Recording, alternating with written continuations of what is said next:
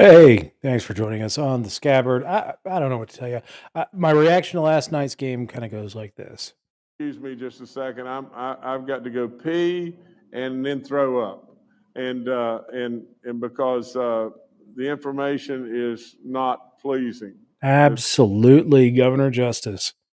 This game was complete failure. Can't believe I stayed up to watch that game last night. I didn't watch the whole game. I gave up the ghost at the second intermission, and yeah, the Sabres scored a couple goals, made it interesting late. But honestly, when you're playing a team like the Anaheim Ducks, who's won what 6 games, 6 of their 31 games at home this season, you shouldn't be, trying to score with an empty net so you can get the game into overtime. You should handle these teams. If you're telling me at the beginning of the season this is supposed to be a playoff caliber team, uh this can't happen. Look, if we were in playoff position, we lost to Anaheim Ducks. Um, it happens. Okay. But when you're in must-win mode, first game on a road trip, and you lay an egg like that, you come out the first 5 or 6 minutes, and you don't even look like you wanna be there. Um, actually, if you all wanna talk tonight, drop a comment in the chat. Be happy to talk about whatever you wanna talk about. I honestly just wanna talk about anything other than the Buffalo Sabres at this point because they're fucking putrid. But open the chat for anybody who wants to drop any comments in the chat. I'll be happy to address them. Let's start with the Ducks game review. There we go. We could have it listed as the Blackhawks game review, the Lightning game review, the San Jose Sharks game review. Slow start once again. I mean, the 2 games in the last 4 that we've won, we took over half the game to score a goal. The 2 games that we lost, we didn't score until the 3rd period, and by then it was too late. The Casey Middlestat turnover, it wasn't that he turned the puck over. I think Ryan Callahan on ESPN did a good job of illustrating how his teammates didn't give him much to go for, and while he was looking for options, a guy came behind him, lifted his stick, and took the puck. The turnover didn't bother me as much as the fact of watching Middlestat after that play just kinda skate around the ice like he was bewildered. Like, "Who is this dude? Why did he take my puck?" And, like, he kind of flung his stick a little bit, he waved his stick a little bit at the guy at one point.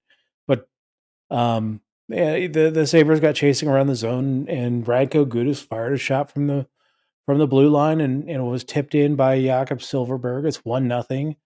And then the Sabres just kinda I mean, they actually had a pretty good response. Um But for God's sakes, it's the same thing that has been plaguing this team all year. They're either not getting enough shots, or when they get the shots, they're missing the net. And then it's not just missing the net. And sometimes when they do get them to go through, they're usually right in the crest of the goaltender. It didn't look like outside of the one of the Casey Middlestat chances. Really didn't have to make really difficult saves last night. Um, Uh, yeah, it was frustrating to see the lack of effort, and it's not just that. They collapsed in the face of adversity. Another 2 goal span in a minute in the second period really doomed this game. Um, the team looks like it's mailing it in. You don't see guys on the bench angry. Like you don't see guys on the bench even frustrated. Like, they showed Tage Thompson a couple times last night, and he looked like he didn't know where the hell he was at. Like, he was, I said the word before, bewildered. They're all bewildered, just sitting on the bench like, "Are we supposed to be playing hockey here or what?" Like, what the hell's going on with this team? Um, and I'd like to see someone get angry. I'd like to see someone smash a stick.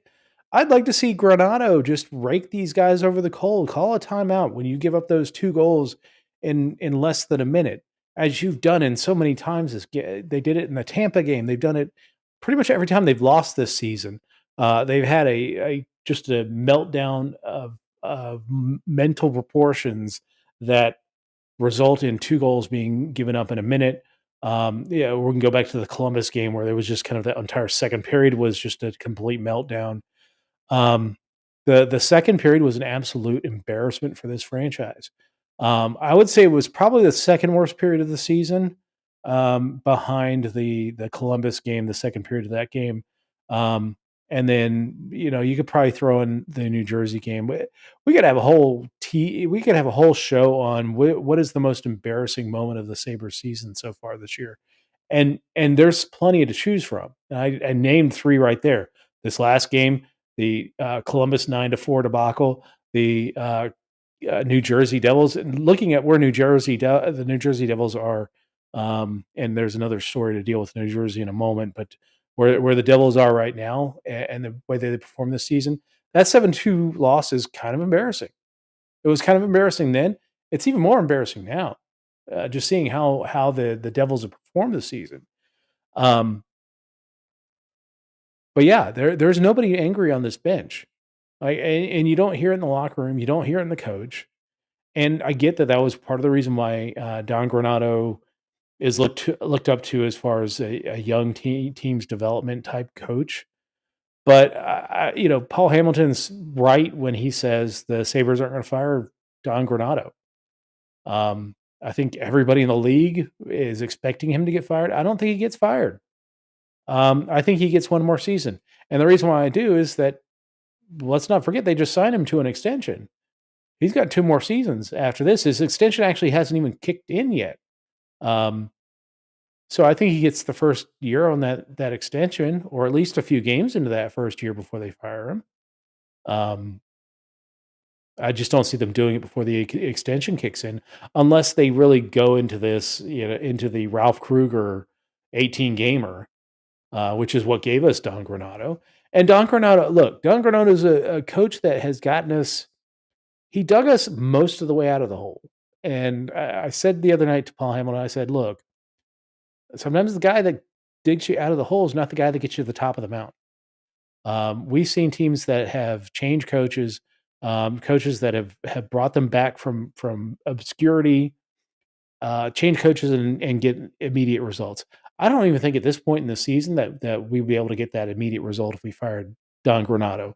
I don't know that there's a miracle worker out there to get this team kind of doing whatever. I mean, showing a little bit of passion, playing for each other. They can say that all they want to in the locker room. They just don't do it.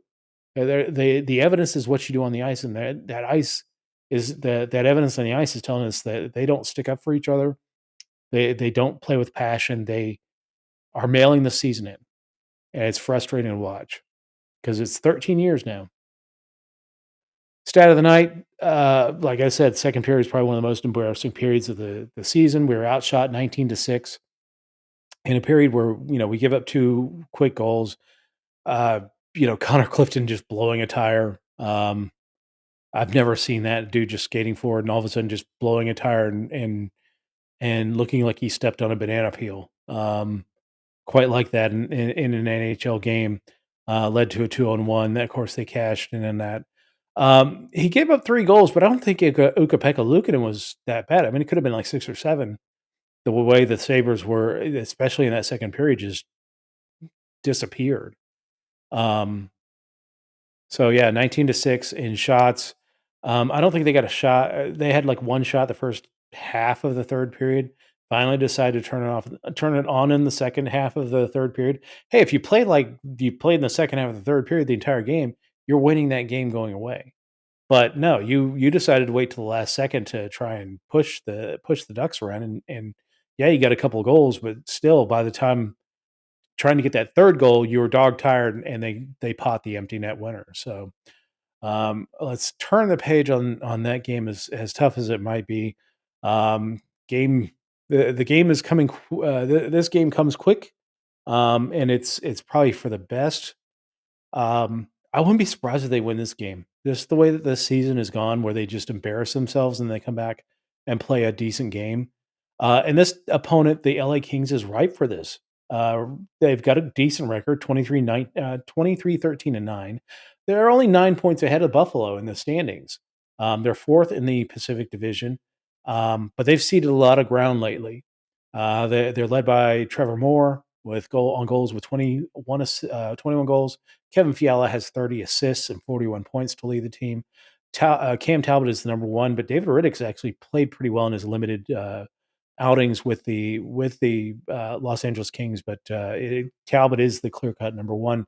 And last I heard, Talbot will be playing tonight. But they're 2-6-5 in their last 13 games. So they've lost 11 of their last 13. They've been able to get those loser points in 5 of those games. And that's practically the only reason they're ahead of Seattle in the standings at this point. They need to turn it around as well. So you're going to have two. I don't even know what Buffalo is going to be, but you're going to have a desperate team in Los Angeles tonight, trying to get points. They probably watched what happened with the Sabres last night and probably looking their chops a little bit. Although, they struggled and they lost in a shootout to San Jose. And don't look now, San Jose is playing like really well since Logan Couture has come back in the lineup. That's our next opponent. If we don't win tonight, there's a good chance we get swept on this Western road trip. And I don't know. I mean, you would think that might be the straw that breaks the camel's back. But as I mentioned, with the contract that extension that Granado's signed, that I don't think you're going to see a coaching change. But this season is way more different than a lot of us imagined. So last meeting. This is actually the first meeting of the season for the Sabres and the Kings. Last season, I think we lost in Los Angeles. I think it was a 5-1 loss, and we bombed them in Buffalo, like 9-0. It was a pretty good spanking that we put on the Kings in Buffalo. We played the Kings on the return match early, or like midway through February. I think it might even be the Valentine's Day game that the Sabres will be playing on the 14th against the Kings at home. So let's take a look at the Kings' projected forward lines. The team is first line is Byfield, Kopitar, and Kempe. They've been kind of quiet. The second line has really been the driver for this team with Moore with the top number of goals. Kevin Fiala leading in assists and points between Philippe Deneau, Laferriere, and Dubois and Anderson on that third line. Anderson Dolan, I'm sorry, on that third line. And then on the fourth line, Grundstrom, Lewis, and Fagemo on that fourth line. The Kings' projected defensive pairings, we've got Anderson and Doughty, Gavrikov and Roy, England and Clark, and the goalies, according to Daily Faceoff, Talbot will be starting tonight. So Riddick's actually got like a sub-2 goals against average in 6 starts. So he's done really well, and maybe a benefit that we don't have Riddick in net against us. King scratches, we've got Magnus Arvidsson on IR. I think he's supposed to be coming back relatively soon. And then Phoenix Copley, the young goaltender that LA got from Washington, is on IR. He's played okay for the Kings. Again, very limited duty for the Kings. The Maxime Talbot has played in 30 games so far this season, and the 2 backups have split about 16 for the Kings. So, Copley on IR for now, and that means David Riddick is getting some starts for the Kings. Sabres projected forward lines: Skinner, Thompson, Tuck, Benson, Cousins, Paterka, Greenway, Middlestat, Quinn, Gergensons, Krebs, and Okposo. Yeah, I mean, this is as complete a 4 lines that they've had all season. And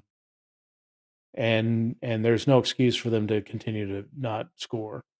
If they don't get it going soon, they're probably it's just never going to get going. Our defense pairings, Dahlin and Samuelson. A lot of people were oohing and awing last night about Rasmus Dahlin breaking the ankles of that guy on Anaheim. I mean, he made a really nice move, but I think people kind of overlook the fact that he just like pissed the puck away into the corner, lost the puck after making the fantastic move. There was no scoring chance that was generated by that move. And another thing that the Sabres did last night that was really frustrating to watch, at least 6 times in those first 2 periods, uh, the proper play, driving the middle, backing the defense in. Um, they get to kind of their natural stopping point as a defenseman or forward going back on defense. Um, Either Thompson or Cousins or Middlestat would then drag the puck to the side, and all the forward would do is stick a stick out and knock the puck off a stick. Never got a shot on like any of those 6 chances. That was absolutely frustrating to watch last night. So, but I digress. Let's talk about the other defensive pairing. So, Power with Yoki Haru and Ryan Johnson with Connor Clifton. These are based off of last night. There could be changes. We just haven't seen anything from Sabres official media. Um, Supposedly getting Devin Levi starting tonight over at Ukko-Pekka Luukkonen. Um, Again, I think this was a mismanagement of the goaltenders. I would have had Levi start the game against the Ducks, or, and then Luukkonen playing against the stronger, quote unquote, stronger team in the Kings, and then Luukkonen finishing off the road trip, or whoever played better finishing off the road trip in San Jose. Um, but looks like we get Levi tonight, and then I'm assuming that they're going to send him back at some point. Luukkonen will finish the road trip in San Jose. And then the Sabres are off until the 6th or 7th of February. So there's going to be plenty of time between now and the next game. I'm sure they're going to send Levi down to keep him playing. At least I hope they do. And get him on the Rochester roster and getting some game time in. Sabre scratches tonight. Eric Robinson healthy. Victor Olofsson healthy. Eric Johnson was put on IR yesterday when they took Jeff Skinner off IR so he could play. Yeah, all right. I'm assuming that as soon as Johnson's healthy, they'll have him in the lineup. Um, if only just to get him in the lineup, get him some games to up his trade value at the trade deadline. I'm assuming that Eric Johnson will be gone at the trade deadline. Thanks for your time, but yeah, it was kind of a waste of your time. Apologies, man. Tonight's odds per DraftKings: Sabres are a goal and a half underdog on the road with Kings over under 6.5. Um, I mean, it's not going to be on Buffalo's back that they're going to score 6.5. So you got to be betting that the Kings score a ton if you're betting the over in this game. Three keys to the game. Honestly, I just don't care anymore. You do you. Um, Show up, don't show up. It really doesn't matter anymore. I think we've kind of thrown our lot in with the tank teams, um, and we'll just figure it out from here. Um, that's pretty much it. On this date, January 24th, 1978, happier times for the Buffalo Sabres. They host the NHL All-Star Game at the Odd. Rick Martin scores to tie the game late in the third, and Gilbert Perreault scores the game-winning goal in overtime. So good night all around for Buffalo. Very few and far between of those for the Sabres faithful. No farm reports, as we have had no games between the last night's game and today. Rochester will be taking on Utica on Friday at home, and the Jacksonville Icemen play in Savannah on Friday as well. The week ahead, our next game is going to be San Jose. It's the last game before the All-Star break, and again, we're off until the 6th break. Thankfully, I'm going to be out of town during that time, so I appreciate the break. And honestly, doing this show every night, every game has been rough, especially this season. It's been rough to watch this team just completely regress. Our next episode is Saturday at 3:00. It's a matinee game, at least matinee on the West Coast, because it's a 1 p.m. puck drop in San Jose, 4 p.m. Eastern time. But yeah, even if Buffalo wins the game tonight, I'm not. I'm not excited at all. The Kings are a struggling team as well. The Sabres have shown that they'll come back from a dark episode this season and play well the next game, but they don't sustain it. It's not like it's a lesson that's learned. It's a lesson that you teach them for a moment. They're like, oh yeah, that okay, I'll do that. They do it, and then a week later they're back to the same old same old. So I'm not going to be impressed if they win. I really don't care if they win or lose tonight. Um, I think we'll start previewing some of the draft picks coming up. Sabres will have, as it stands right now, middle of the top 10 draft pick, and thought we were going to be away from that for a while, but nope, not yet. So, all right, that's going to do the show. My positive attitude today. um, but thanks for watching. I appreciate it. Yeah, give us a like, a share, and subscribe on whatever platform you're watching. It really helps us, helps the algorithm, helps get the show in front of more eyes. We will talk to everybody on Saturday afternoon on the next episode of the Scabbard. Have a good one, everybody.